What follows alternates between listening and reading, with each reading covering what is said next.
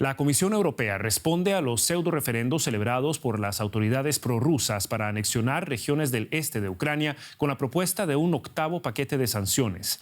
Entre las medidas anunciadas se encuentra fijar un precio máximo para el petróleo que se importe desde Rusia y prohibir que ciudadanos europeos puedan formar parte de los consejos de administración de las empresas estatales rusas.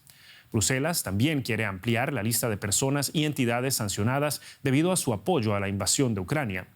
En total, tras 6 meses de guerra, esta lista ya supera los 1.300 nombres. La presidenta de la Comisión Europea, Ursula von der Leyen, puso cifras a esta nueva ronda de sanciones. Aislamos y castigamos aún más la economía de Rusia y proponemos nuevas y amplias restricciones a la importación de productos rusos. Esto los mantendrá fuera del mercado europeo y privará a Rusia de 7.000 millones de euros adicionales de ingresos. También proponemos una lista de productos que ya no se pueden exportar a Rusia. La periodista María García Sornosa se encuentra para nosotros en Bruselas para brindarnos más detalles. María, ¿qué tal? Un gusto saludarte. Bueno, ¿qué consecuencias espera la Unión Europea sobre la economía de Rusia con estas propuestas? Rusia ha insistido varias veces en que las sanciones hasta el momento apenas han tenido un impacto en su economía.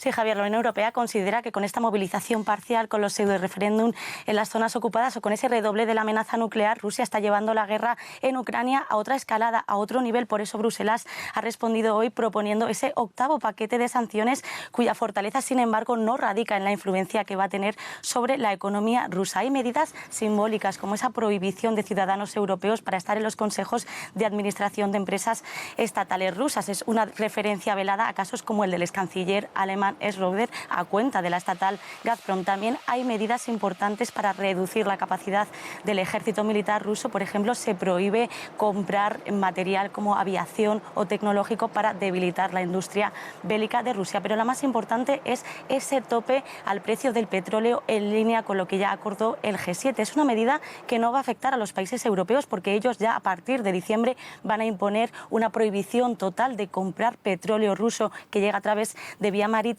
y es una medida que va destinada a países terceros. ¿Cuál es el objetivo? Por un lado, estabilizar los mercados energéticos y por el otro también reducir los ingresos del Kremlin para esta guerra. Además, se quiere dar también un incentivo a grandes compradores que no sucumben a estas sanciones como China o como India para que también puedan negociar con Rusia precios más bajos de sus hidrocarburos y así reducir los activos que Rusia emplea para financiar la guerra en Ucrania.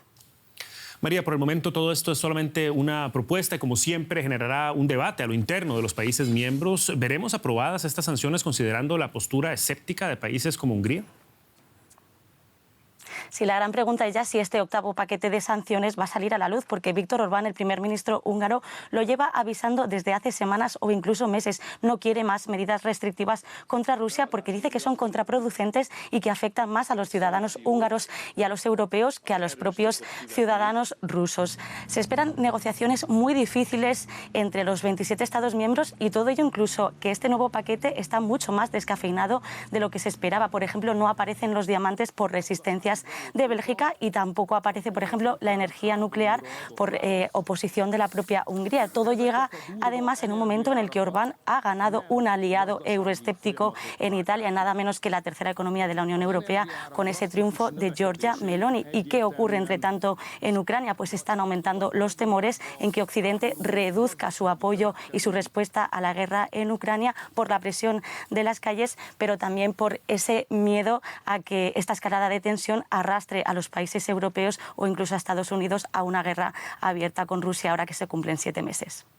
El panorama para nuevas sanciones contra Rusia se complica a lo interno de la Unión Europea. El análisis de María García Sornosa desde Bruselas. Muchas gracias, María.